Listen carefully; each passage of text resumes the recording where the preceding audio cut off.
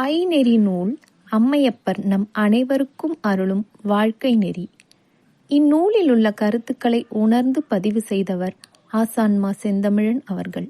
இந்நூல் ஆசான் மாணாக்கர் கூட்டமைவு மற்றும் செம்மை கொள்கை கல்வி மாணவர்களுக்காக நம் ஆசான் விளக்கிய உடல் மனம் உறவு, உணர்ச்சி நெறி மற்றும் வேட்டல் நெறி ஆகிய பாடங்களின் தொகுப்பு.